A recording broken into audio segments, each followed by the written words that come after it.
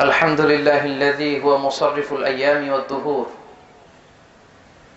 ومجدد الأوقات والأعوام والشهور، الذي خلق الموت والحياة ليبلوكم أيكم أحسن عملا، وهو العزيز الغفور. أحمده وأشكره وهو المحمود المشكور، والصلاة والسلام على من لا نبي بعده، الذي أدى الأمانة وبلغ الرسالة ونصح الأمة وكشف الله به الغمة، وتركنا على محجة بيضاء ليلها كنهارها لا يزيغ عنها إلا هالك. يا أيها الحاضرون الكرام، قال الله تبارك وتعالى في القرآن الكريم: يا أيها الذين آمنوا إذا نودي للصلاة من يوم الجمعة فاسعوا إلى ذكر الله وذروا البيع ذلكم خير لكم إن كنتم تعلمون. إن هذا اليوم يوم مبارك، يوم عظيم، وهو سيد الأيام في الأسبوع.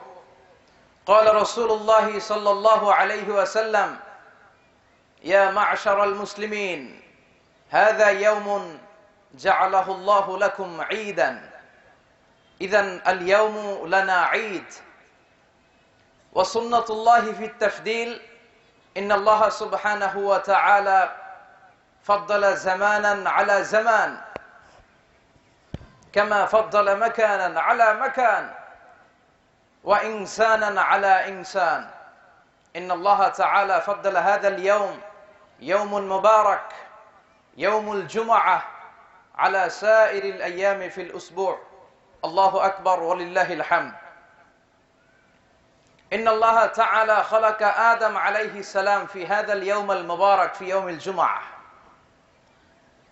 وأهبط الله تعالى آدم وحواء وإبليس في الدنيا في يوم الجمعة، وتقبل الله سبحانه وتعالى توبة آدم في يوم الجمعة، وقبض روح آدم في يوم الجمعة، ولا تقوم الساعة إلا في يوم الجمعة. الله أكبر ولله الحمد. وقال النبي صلى الله عليه وسلم: الجمعة إلى الجمعة، رمضان إلى رمضان، العمرة إلى العمرة، كفارة لما بينهما إذا اجتنبت الكبائر. فنحن نشكر الله تعالى لهذا اليوم، يوم مبارك، يوم الجمعة، سيد الأيام في الأسبوع. الله أكبر ولله الحمد. ومن سنن هذه اليوم، كما ذكر رسول الله صلى الله عليه وسلم، أداء صلاة الفجر ليوم الجمعة مع الجماعة. ومن سننه السواك، كما قال رسول الله صلى الله عليه وسلم: لولا أن أشق على أمتي لأمرتهم بالسواك عند كل صلاة. ومن سننه الغسل، كما كلنا غسلنا اليوم قبل الجمعة، الحمد لله. ومن سننه الدهن، استخدام الدهن، استعمال الدهن هي سنة قبل الجمعة. ومن سننه الطيب، قال رسول الله صلى الله عليه وسلم: حبب من دنياكم ثلاث: النساء، الطيب، وقرة عيني في الصلاة. وقال حبيبنا المصطفى صلى الله عليه وسلم: أربع من سنن المرسلين: الختان، وفي رواية أخرى الحياء، السواك، الطيب، والنكاح. ومن سننه اللباس، أحسن الثياب، كما قال رسول الله صلى الله عليه وسلم: إن الله جميل ويحب الجمال، وإن الله تعالى يحب أن يرى أثر نعمته على عبده. الله أكبر ولله الحمد. ومن سنن هذا اليوم المبارك إكثار الصلاة على المصطفى صلى الله عليه وسلم، كما قال رسول الله صلى الله عليه وسلم: أكثروا الصلاة علي في هذا اليوم فإن صلاتكم معروضة علي. فقال واحد صحابي: يا رسول الله، كيف صلواتنا معروضة عليك وأنت في القبر؟ وقد أرمت يا رسول الله. فقال رسول الله صلى الله عليه وسلم: إن الله حرم على العبد أن تأكل أجساد الأنبياء حتى القيامة. فصلواتنا معروضة على نبينا المصطفى صلى الله عليه وسلم. ومن سننه قراءة سورة الكهف. من قرأ سورة الكهف في يوم الجمعة عصم من فتنة الدجال. ومن قرأ سورة الكهف في يوم الجمعة يكون له نور في يوم القيامة. الله أكبر ولله الحمد. ومن سننه التبكير إلى المسجد. من أتى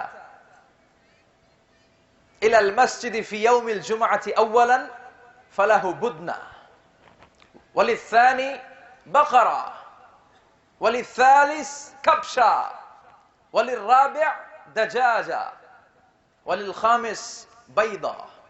الله أكبر ولله الحمد. ومن سننه المشي على الإقدام.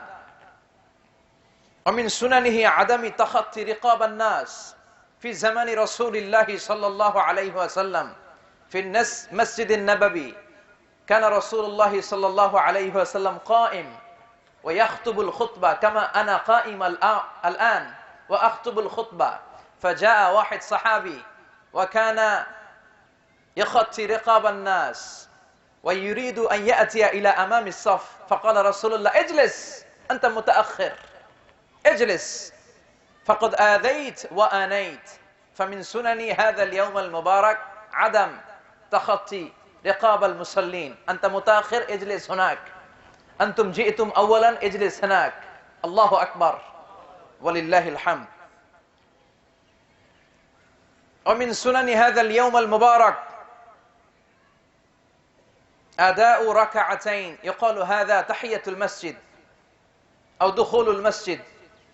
كلنا صلينا ركعتين. تقبل الله منا ومنكم هذه الصلوات أجمعين. ومن سنن هذا اليوم المبارك الإنصات والاستماع خطبة الجمعة، لأن استماع الخطبة واجب، وأداء هذه الخطبة أيضا واجب. وقال رسول الله صلى الله عليه وسلم: إذا قلت لصاحبك يوم الجمعة أنصت فقد لغوت. الله أكبر ولله الحمد. ومن سنن هذه الأيام كثرة الدعاء، لأن الدعاء مقبول في هذا اليوم. وقال رسول الله صلى الله عليه وسلم: تحري هذه الساعة قبيل العصر، قبيل نصف ساعة، قبيل المغرب. اللهم تقبل منا جميعا. هذا ما عندي والعلم عند الله. أستغفر الله لي ولكم فاستغفروا يا فوز المستغفرين.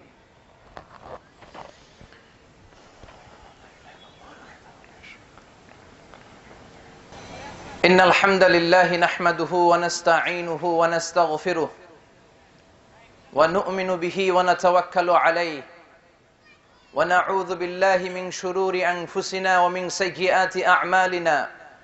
من يهده الله فلا مضل له ومن يضلله فلن تجد له وليا مرشدا.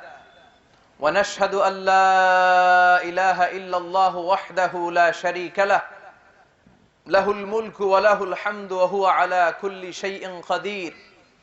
اللهم اغفر لنا ذنوبنا كلها. قولوا آمين. اللهم اغفر لنا ذنوبنا كلها، دقها وجلها، أولها وآخرها، علانيتها وسرها صغيرها وكبيرها خطأها وعمدها شركها وبدعتها يا غفور يا غفار. اللهم انصر المسلمين، اللهم انصر إخواننا المسلمين في كل مكان.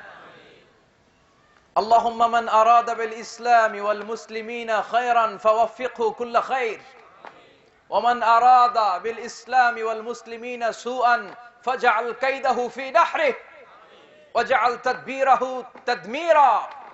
اللهم انصر إخواننا المستضعفين في بورما، اللهم انصر إخواننا المستضعفين في فلسطين، اللهم انصر إخواننا المستضعفين في سوريا، اللهم انصر إخواننا المستضعفين في كاشمير، اللهم انصر إخواننا المستضعفين في كل مكان. اللهم كن لهم معينا، اللهم كن لهم عزيزا، اللهم كن لهم نصيرا. أقم الصلاة إن الصلاة كانت على المؤمنين كتابا موقوتا. استقيموا واعتدلوا يرحمكم الله. صلوا صلاة مودع। এমন ভাবে সালাতের জন্য প্রস্তুতি নিন, আসুন আমরা ভাবি হতে পারে এটাই আমাদের জীবনের শেষ নামাজ। ইস্তাবু ওয়া'তাদিলু। আল্লাহু আকবার, আল্লাহু আকবার, আল্লাহু আকবার, আল্লাহু আকবার। আশহাদু আন লা ইলাহা ইল্লাল্লাহ, আশহাদু আন লা ইলাহা ইল্লাল্লাহ। আশহাদু আন্না মুহাম্মাদার রাসূলুল্লাহ, আশহাদু আন্না মুহাম্মাদার রাসূলুল্লাহ। হাইয়া আলাস সালাহ, হাইয়া আলাস সালাহ, حي على الفلاح، حي على الفلاح. قد قامت الصلاة، قد قامت الصلاة. الله أكبر، الله أكبر، لا إله إلا الله. استقيموا واعتدلوا يرحمكم الله.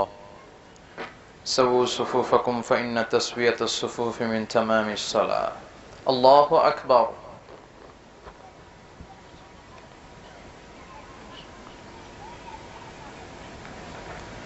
الحمد لله رب العالمين الرحمن الرحيم مالك يوم الدين إياك نعبد وإياك نستعين اهدنا الصراط المستقيم صراط الذين أنعمت عليهم غير المغضوب عليهم ولا الضالين آمين. والتين والزيتون وطور سينين وهذا البلد الأمين لقد خلقنا الإنسان في أحسن تقويم ثم رددناه أسفل سافلين إلا الذين آمنوا وعملوا الصالحات فلهم أجر غير ممنون فما يكذبك بعد بالدين أليس الله بأحكم الحاكمين. الله أكبر.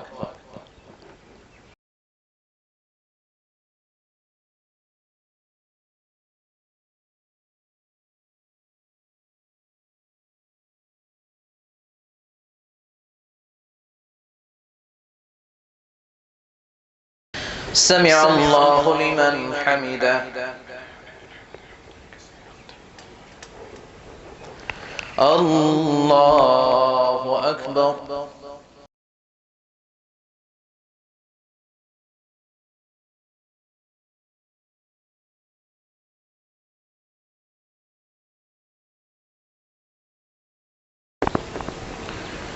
الله أكبر.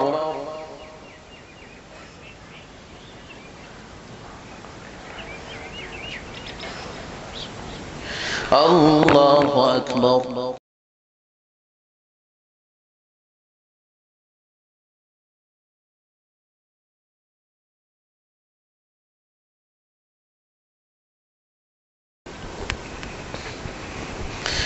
الله أكبر.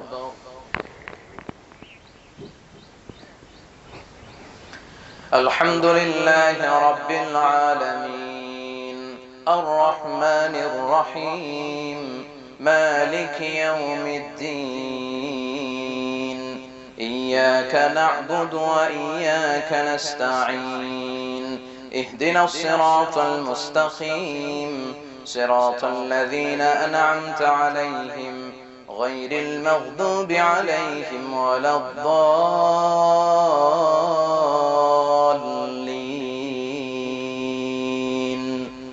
آمين. لإيلاف قريش إيلافهم رحلة الشتاء والصيف فليعبدوا رب هذا البيت الذي أطعمهم من جوع وآمنهم من خوف. الله أكبر.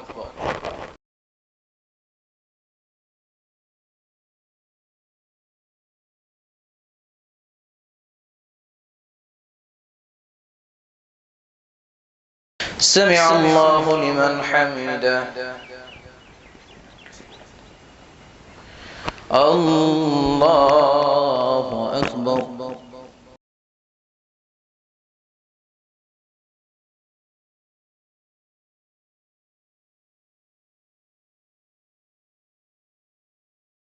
الله أكبر.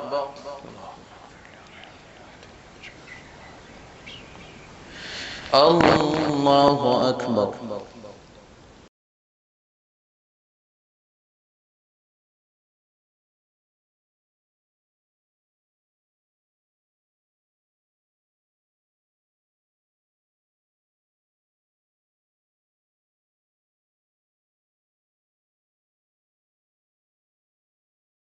الله أكبر.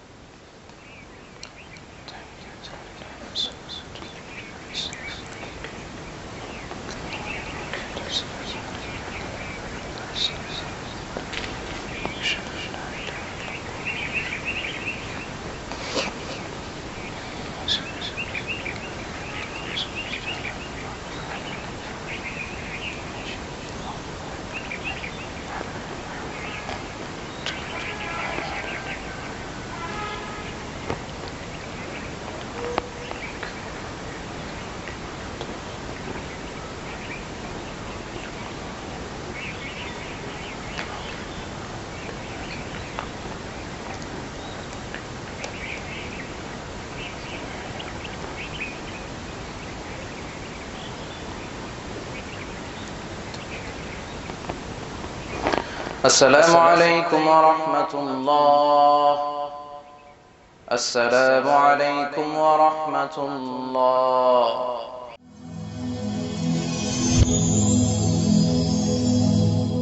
Rose TV 24. Enjoy by listening to the Holy Quran.